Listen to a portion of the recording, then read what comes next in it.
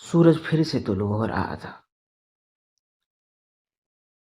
ایک کے بعد ایک صفت بیان کی جا رہی تھی اور دل پر پڑا بھاری پتھر سرک رہا تھا۔ صفوان یار، پاس آؤ تو صحیح، دل تبدیل کرو تو صحیح، سینے سے لگو تو صحیح۔ لیکن صفوان نے برسوں پہلے قسم کھائی تھی اپنے یار قریبی عزیز عمیر سے بات نہیں کرے گا۔ عمیر نے ظلم بھی تو بہت کیا تھا نا۔ ہاں، ماں باپ آبا و اجداد کا مذہب یوں آسانی سے ترک کرنا کوئی کم ستم تو نہ تھا کہ صفوان اس کو بھول جاتا۔ سو اس نے قسم کھا لی کہ عمر بھر عمیر سے کلام نہیں کرے گا۔ لیکن قسمت کا لکھا کون ٹال سکتا ہے؟ کیا سمندروں کے سفر پر نکلنے سے ذرا ہی پہلے وہ ظالم آ گیا، چچا کا بیٹا، بچپن کا ہم جولی۔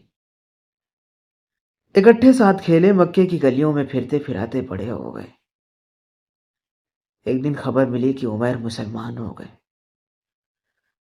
صفوان کو غم نے آ لیا اور غم غصے میں بدلا تو قسم کھا لی کہ عمر بھر اب اس سے کلام نہیں کرے گا۔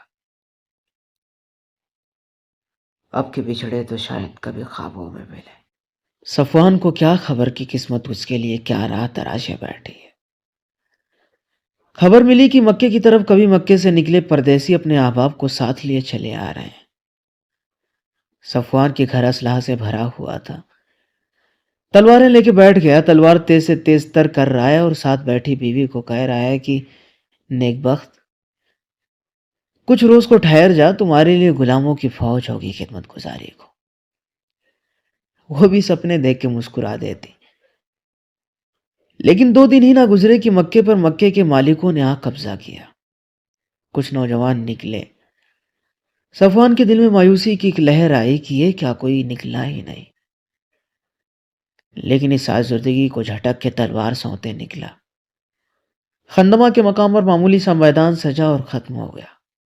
صفوان سب کے ساتھ ہی بھاگ لیا۔ گھر میں بھاگے داخل ہوا تو بیوی سمجھ گئی کہ غلام کیا لانا تھا، خود غلامی سے بچ پایا ہے۔ ہنستے ہوئے بس اتنا ہی کہا کہ میرا غلام کہاں ہے؟ صفوان بس اتنا ہی کہہ سکا کہ جہاں اکرمہ جیسے سردار بھاگ کھڑے ہوئے، وہاں اکیلا صفوان بیچارہ کیا کرتا؟ تم کیا جانو کہ آج خندمہ میں کیا ہوا؟ دل گرفتگی کے عالم میں مکہ چھوڑنے کا ارادہ کیا اور سمندر کی طرف چل پڑا۔ امید کی کبھی مکے مسلمانوں سے خالی ہوگا تو لوٹ پاؤں گا۔ جدہ پہنچا اور کشتی کا انتظار شروع کر دیا کہ یمن کو نکل جاؤں۔ اسی تلاش میں بچپن کا یار آ گیا۔ بچپن کا پیار بھی عجیب ہوتا ہے نا، بندے کا ساتھ نہیں چھوڑتا۔ عمیر کی بھی یہی کیفیت تھی کہ سب مکے کو دیکھ رہے تھے، بچپن کی یادوں کو تازہ کر رہے تھے کہ مدتوں بعد لوٹے تھے۔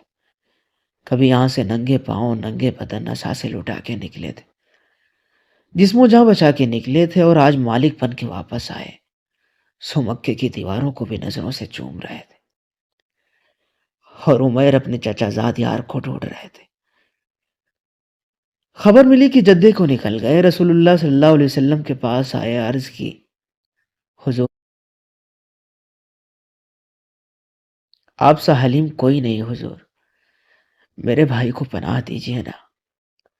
رحمت مسکرائی اور 2 ہونٹوں میں سمٹ آئی، صفوان آ جائے، اسے ہم نے امان دی۔ حضور آپ بہت دیالو ہیں، بہت عنایات کرنے والے ہیں، آپ کا دامن دل بہت وسیع ہے، اور میرا بھائی یہ نہیں جانتا، بہت جرائم ہے نا اس کے، ڈر جائے گا، یقین نہیں کر پائے گا، سو کچھ نشان عطا کیجئے کہ اسے یقین آ جائے کہ رحمت اس کا مقدر ہوئی جاتی ہے۔ سیدنا عمیر کو ہمارے حضور نے اپنی چادر اتار کے دے دی۔ میرے بھائی، میرے صفوان، دیکھو تم کن لہروں کے کنارے بیٹھے ہو، یہ سمندری لہریں بھی ان کی رحمت کے لہروں کا مقابلہ نہیں کر سکتی، لوٹ آؤ۔ سمندر کنارے عمیر اپنے یار سے بہت پیار سے بات کر رہے تھے، اور وہ صفوان کی دوست کو بے وفا جان کے تلخ تر ہو چلا۔ کہا کہ میرے پاس مت آؤ، دور ہو جاؤ، مجھ سے بات مت کرو، چاہو میں نہیں بولتا، تم سے روٹھ گیا تھا نا۔ خبر ہی نہیں تھی کہ مکے میں رحمت اس کا انتظار کر رہی ہے۔ عمر پاس اور پاس ہوئے. زمانے بھر کی محبت اپنے لہجے میں سمیٹی اور کہا کہ میرے یار صفوان، میری جان، میں ہی کیا میرے ماں باپ بھی تم پر قربان.